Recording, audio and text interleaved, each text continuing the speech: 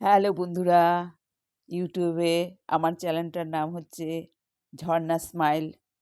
আমি যোগব্যায়াম, বন্ধুবান্ধব এবং ঈশ্বর প্রদত্ত সমস্ত বিষয়ের ওপর একটু আনন্দ উপভোগ করি এবং সেসব কিছু শেয়ার করি। বিশেষ করে শরীর স্বাস্থ্য সুস্থ রাখার জন্য যোগব্যায়ামটা আমার প্রধান বিষয়। যোগব্যায়ামের মধ্যে যেগুলো আমি দেখাই সাধারণত সেগুলো বয়স্ক থেকে শুরু করি এবং অল্প বয়সী বাচ্চারা সবাই করতে পারে। তবে আম আমি পার্সোনালি যে ইউটিউব চ্যানেলটা খুলেছি সেটা আপাতত একটু বয়স যারা তাদের নিয়ে বেশি শুয়ে বসে দাঁড়িয়ে ছোটোখাটো জিনিসগুলো দেখাই। পরবর্তীকালে আরও বড় বড় দাঁড়িয়ে লাফালাফি সেগুলো তো সবাই দেখিয়ে থাকে। আমি যোগা সেন্টারে বিভিন্ন ক্লাস করে থাকি এবং বাড়ি বাড়ি গিয়েও করি। সেসব জায়গায় যার যেরকম সমস্যা সেই অনুযায়ী করাই। কিন্তু ওখানে গিয়ে সব রকম কথা বলা যায় না। কেননা একটা কাজ করতে গিয়ে আরেকটা কথা বলা একটু কাজের ডিস্টার্ব হয়। সেইজন্য আমি এই ইউটিউব চ্যানেলের মাধ্যমে কিছু কিছু জিনিস বিস্তারিতভাবে আলোচনা করি। যারা আমার এই চ্যানেলটাকে সাবস্ক্রাইব করবে তারা পরপর দেখলে বুঝতে পারবে যে যোগব্যায়ামের কী কী সতর্ককরণ আছে এবং কখন কিভাবে করতে হয়, কোন বয়সী মানুষেরা কিভাবে কি করতে পারে সেসব সম্বন্ধে অনেক রকম টিপস দিই এবং সেগুলো দেখিয়ে দিই। সেগুলো নিয়ে আমার যারা ক্লাসে বিভিন্ন সেন্টারে ক্লাস করে তারা উপকৃত হয় এবং তাদের আমি বলে দিই যে এখানে বেশি কথা বললে ডিস্টার্ব হয়। একটা টাইমের মধ্যে অনেক ৫০-৬০ জন লোক থাকে, যেহেতু তাদের সকলেরই একই রকম সমস্যা না। কিন্তু যখন যেটা করা হয় তখন সেটা বলে দেওয়া হয় কার কী সমস্যা, কে কোনটা বেশি করবে, কার কোনটা দরকার, কার কোনটা প্রয়োজন না, সেগুলো বলে দেওয়া হয়। কিন্তু বিশেষ করে বিস্তারিত একটা বিষয়ে বেশি বিশ্লেষণ সেখানে করা যায় না। সেই হিসাবে আমি এই ইউটিউব চ্যানেলটা খুলেছি। সেখানে যাদের ইচ্ছা হবে তারা সেটা ফলো করবে। সে হিসাবে আমি আজকে একটু করব আঙুলের, হাতের, ঘাড়ের, কাঁধের এসব এক্সারসাইজগুলো করব। যেগুলো শীতের জন্য এবং স্পন্ডিলাইটিসের জন্য এবং অস্টিও আর্থ্রাইটিসের জন্য বিশেষভাবে উপকারী। তাহলে প্রথমে আমি শুরু করছি। সেটা হলো হাত দুটো আমার বডির পাশে থাকবে, মেরুদণ্ড আমার সোজা থাকবে। আমি একটা মুদ্রায় বসবো, ধ্যান মুদ্রা এটা। কিন্তু শীতকালে যে মুদ্রায় বসতে হবে সেটা হলো সূর্য মুদ্রা। সূর্য মুদ্রা হচ্ছে অনামিকা। আমি এই অনামিকার মিডল পয়েন্টে হাত দেবো আর থামের এখানটায়, এই থামের এই জায়গাটায় হাত দেবো, যেটা থাইরয়েড গ্রন্থি। এখানে বৃদ্ধাঙ্গুল দিয়ে চাপ দেবো। চাপ দিয়ে এই মুদ্রায় বসে আমি ৫ বার নর্মাল ব্রিদিং করে নেব, যেটাকে বলা হয় ভস্ত্রিকা। যেটার সাহায্যে আমরা অক্সিজেন ভেতরে ইনটেক করে থাকি। সেটা করে ভেতরে আমাদের ইঞ্জিনটাকে, শরীরের যে ভেতরে ইঞ্জিন রয়েছে আমাদের সারাদিন শরীরটাকে যে চালনা করে, সেটার জন্য কিছু অক্সিজেন নিতে হবে। তার জন্য খোলা হাওয়া বা পরিষ্কার পরিচ্ছন্ন জায়গায় বসে করতে পারলে খুবই ভালো। কোনো বদ্ধ জায়গায় এটা করা ঠিক নয়। সেই হিসাবে এটা করলে অক্সিজেনটা ভালো আমরা নিতে পারি। সেটা একটা রিদিম আছে, 1:2 রিদিমে নিতে হয়। আমি যতটা নেব ছাড়বো তার ধীরে ধীরে।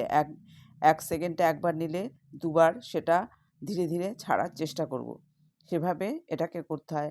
১০ মিনিট মিনিমাম, ১৫ মিনিট, ২০ মিনিটে। শ্বাসের তো কোনো নিয়মাবলী নেই। যে যেভাবে পারে, যতক্ষণ পারে ততক্ষণই নেওয়া ভালো। শ্বাস তো নরমালি আমাদের ভেতরে চলছেই। যতক্ষণ শ্বাস ততক্ষণই আমাদের জীবন। সেটা তো আছেই। কিন্তু যদি যোগব্যায়ামের পদ্ধতি অনুযায়ী আমি করে থাকি, সেটা একটা নিয়মের মধ্যে এবং মনে সেটা পজিটিভ চিন্তাভাবনা নিয়ে করতে হয়। তাহলে আমি শুরু করে দিচ্ছি। প্রথমে ৫ বার আমি নেব। চোখ বন্ধ করে আমি যে উদ্দেশ্য করব সেই মনোভাব নিয়ে আমি শ্বাসটাকে নেব আর ধীরে ধীরে ছাড়ব।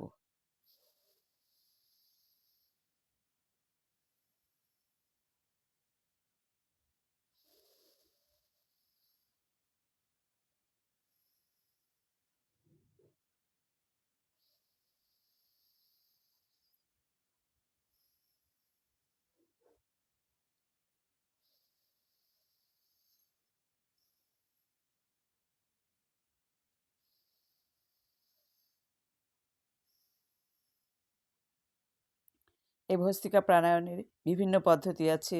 নাক দিয়ে আমরা সাধারণত শ্বাসকার্য নাক দিয়ে করি, কিন্তু কোনো কোনো সময় ব্যতিক্রম হলে আমরা মুখ দিয়েও নিয়ে থাকি। বেশি ঠান্ডা লেগে থাকলে বা নাক বন্ধ হয়ে আসছে, এরকম পদ্ধতিতে আমরা মুখ দিয়েও শ্বাসকার্য করি। সেই হিসাবে এটাকে নাক দিয়ে নিয়ে মুখ দিয়ে ছাড়ার পদ্ধতি আছে। সেটা হলো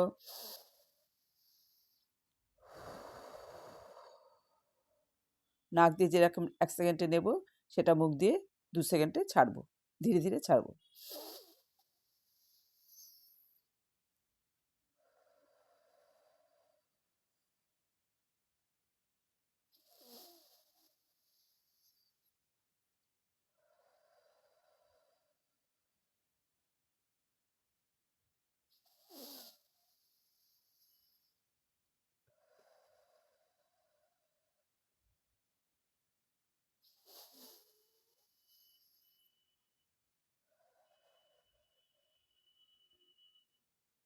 শ্বাসকার্য মানেই লাংসের উপকারিতা। শ্বাসকার্য মানেই লাংসকে শক্তপোক্ত করা, লাংসের কার্যকলাপ সঠিকভাবে করা এবং লাংসকে সুস্থ রাখার জন্য শ্বাসকার্য আমাদের বিশেষ প্রয়োজনীয়। এই মুদ্রায় বসবো, এগুলো হচ্ছে প্রাণায়াম, ভস্ত্রিকা প্রাণায়াম। দুরকমভাবে করা যায়। আর এটার আরেকটা পদ্ধতি আছে ভস্ত্রিকার, যেটাকে বলা হয় এক্সারসাইজ। সেটা গায়ের জোরে করতে হয়। সেটা হলো হাতটাকে মুঠ করে ধরবো, ওপরে নিয়ে খুলে দেবো। সেটাও শ্বাসের সঙ্গে দুটো হাত আমি মুঠ করে ধরবো, ধরে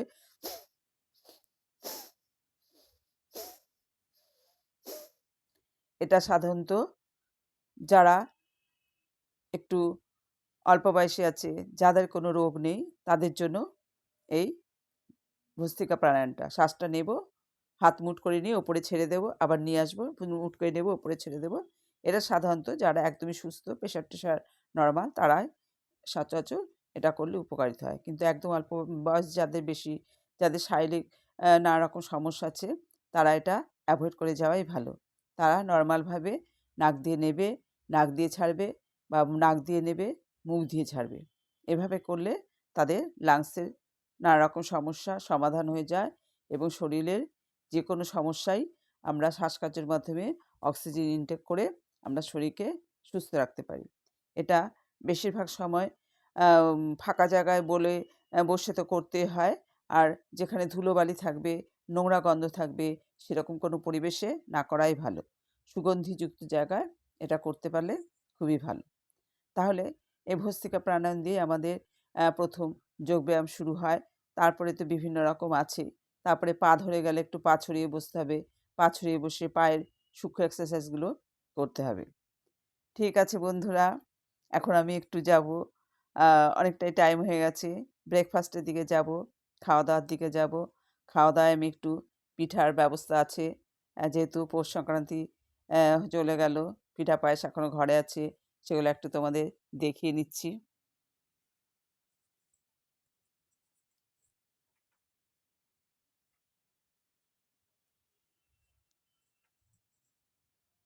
পিঠে, দুধ চিতই, পায়েস এগুলো রয়েছে।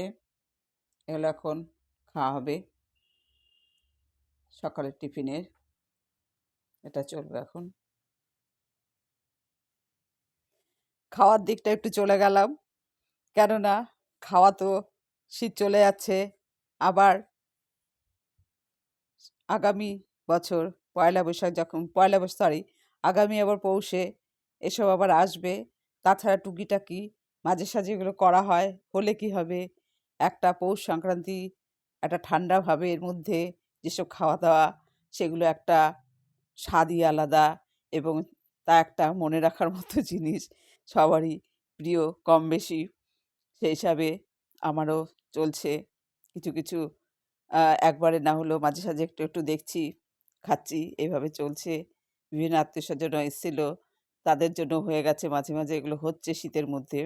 ঠিক আছে বন্ধুরা, সুস্থ থাকো, যোগব্যায়ামে মন দাও, সবাই ভালো থাকো। বড়দের প্রণাম, ছোটদের ভালোবাসা। আবার দেখা হবে। বাই।